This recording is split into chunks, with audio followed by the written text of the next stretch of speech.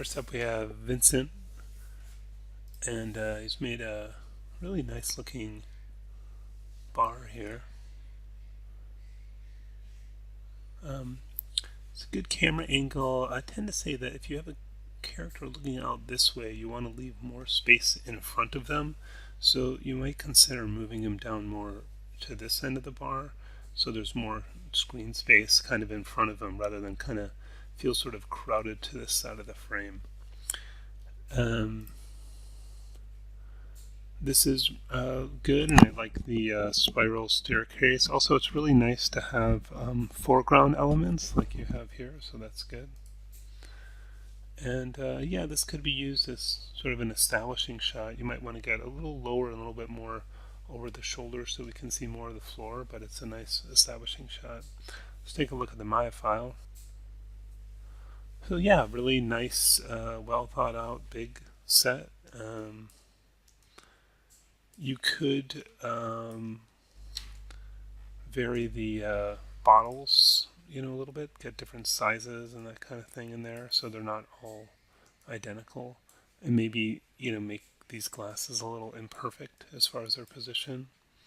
But yeah, lots of detail. The chairs are good-looking chairs, and you could add some things on the wall, like maybe some photos. I notice you have your axe here, which is nice, but maybe a few other, I don't know, images, cut a couple more windows, those kinds of things. But overall, this is a very nice set, and it should work well for kind of any short animation.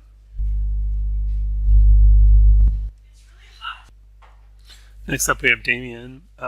He had a question here about scaling the character after it had been skinned, and you should be able to just select that circle at their feet, which is the main control, and scale that up and down, and the character should scale. If that does not work, then you should just take the whole scene and scale it to the character rather than scaling the character to the scene. So that's a workaround solution. Also, he mentions picking up an object, and I have a tutorial here I've added, which is how to pick up and set down an object that you might want to check out if you're doing that. Let's take a look at this work. So, yeah, I think this is a good set. I think that camera-wise, um, you know, it's sort of security camera point of view, so you might want to do, try something more at eye level or a lower angle, see if you like that better. Um, and I would say, yeah, something similar. This would be a fairly unusual shot for a film to have a kind of a top-down thing. I'm not saying it's never done, but a typical scene, wouldn't have quite such a top-down thing. And yeah, this would be good kind of for a somewhat of a wide establishing shot. Although I would tend to say that this sort of third of the frame is a little bit um, unused in the shot, depending on what the action was. So I might kind of pan to get more of the stuff on this side. And let's take a look at the Maya file.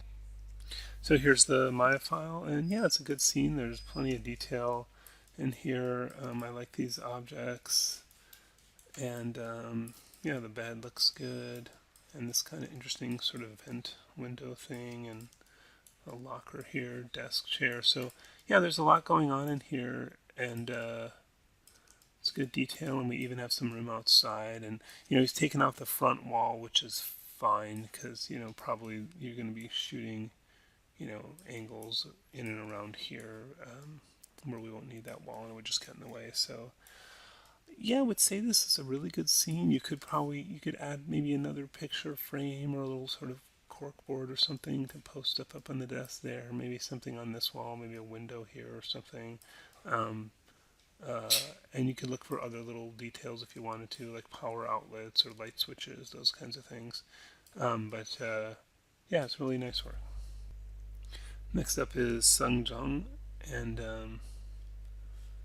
the bench is really nice, very good modeling work. I think that I don't know if these are paint effects trees or some other kind of tree you got, but they'll work nicely. I think that won't work is the combination of this kind of tree, with these very sort of, I'm guessing these are supposed to represent trees in the background. the kind of cylinders with the spheres on it. So what I would say is we replace those. And then as far as the ground, I mean, you don't necessarily need to build up a lot of terrain, but you should have something, maybe a path, maybe some rocks near the trees or shrubs or something. It just feels very flat and empty. And then we just fall into complete blackness here. So it's good to do something where maybe there's a low wall behind him, or maybe even like a hill that kind of fills up the background, so that we don't just have this straight horizon line, which is kind of you know, challenging to deal with. So fill in something behind him, basically, a wall, a hill, something, so it's not just a horizon line, and then replace out these objects and give some kind of detail in the foreground, whether it's a path or some rocks or shrubs, grass, something.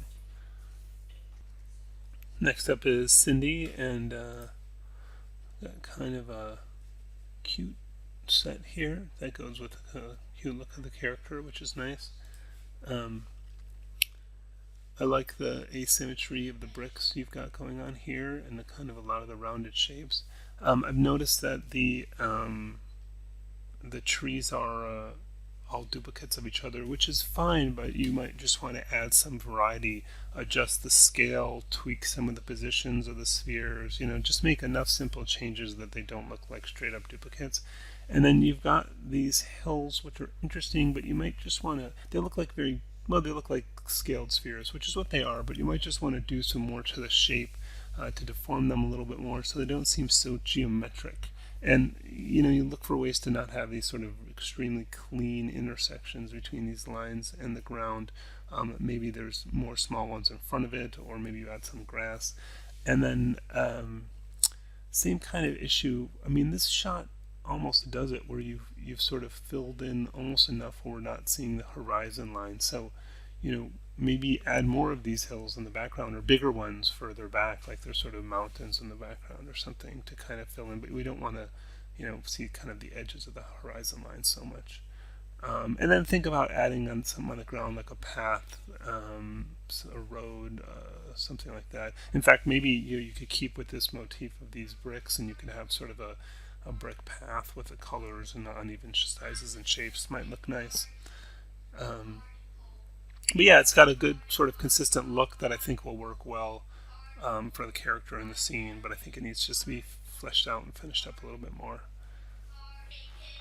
And here it is in Maya. Yeah, I mean, pretty much the same stuff, I think. When you get to certain angles, we're almost, like right there, like I don't see any horizon lines. So depending on how you shoot this, but I could see some bigger ones in the background too, further away. That might kind of help fill in some of that as well. Good.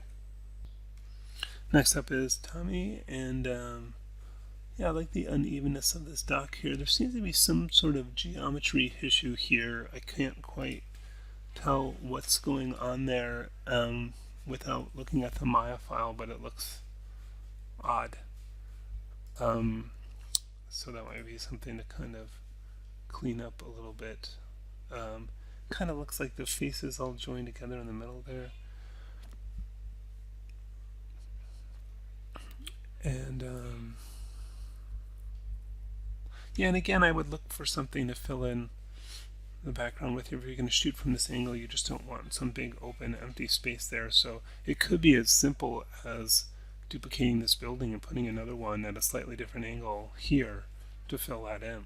Otherwise, think of something else, maybe a fence or something. I like that you've got some boxes there in the foreground, just these additional details of planks of wood hanging out. You might look for other stuff to put on the ground here to kind of fill it in a little bit. But I think what's good about this one is the just the general kind of unevenness of everything, that things are imperfect and not so geometrical. So that's some good attention to detail.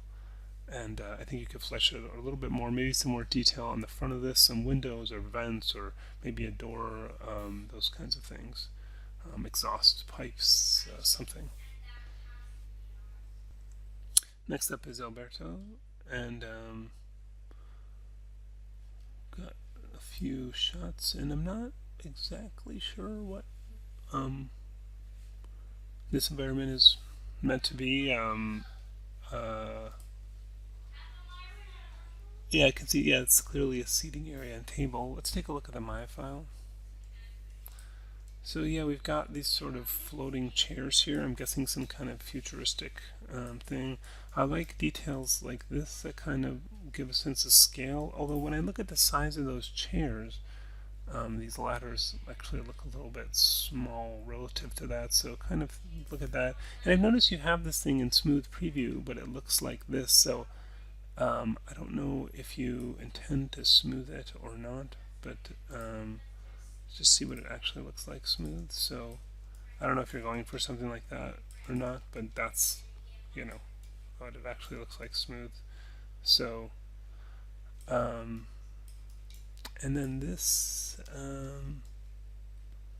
some little thing that the characters inside. So I guess, yeah, I'm feeling a little bit like unclear about just exactly what we're looking at. And maybe you could fill us in. And I think that just some more explicit details that explain what everything is would help out. I mean, the one thing that's clear is this here is some kind of table that people sit at and eat at. And I'm guessing you're going for this sort of kind of futuristic design. For something like this, if you want to be able to smooth that properly, you'll put a holding edge in here. Actually, I'm going to do shift right mouse click, multi-cut tool, and hold down control, and then put in the holding edge there. And then that way when I do the smooth preview, it doesn't do such a weird thing to the bottom. Kind of like you have at the top here. Okay. Yeah, so again, I think we need more to understand, the world that you've come up with, what it is, where we are, what these various things are. I think right now it's not coming across that clearly, but it is interesting. I just think more kind of exposition explaining what everything is would be helpful. Next up is Brittany, and yeah, the environment. We can see there's some flowers thrown at his feet, and you got the stands here.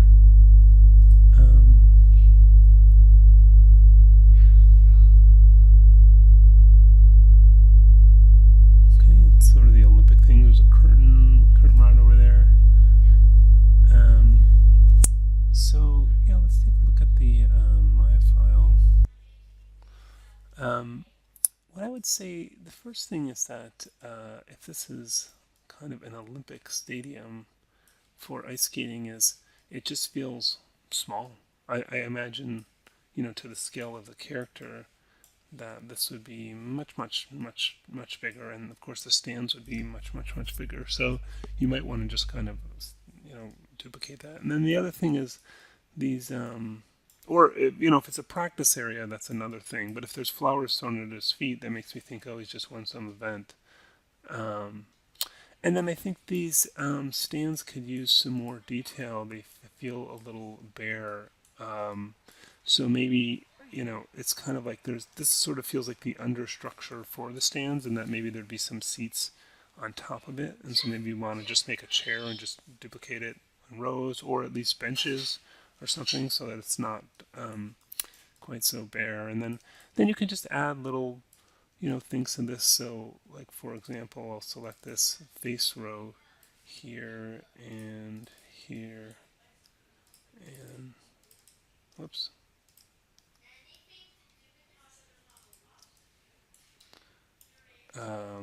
And shift right mouse click extrude face, pull that out.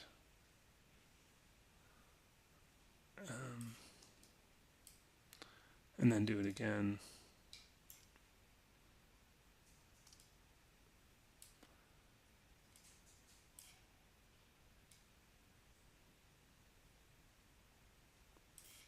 Maybe like that. Anyways, I'm just kind of making a little ridge around here. Or something. I don't know.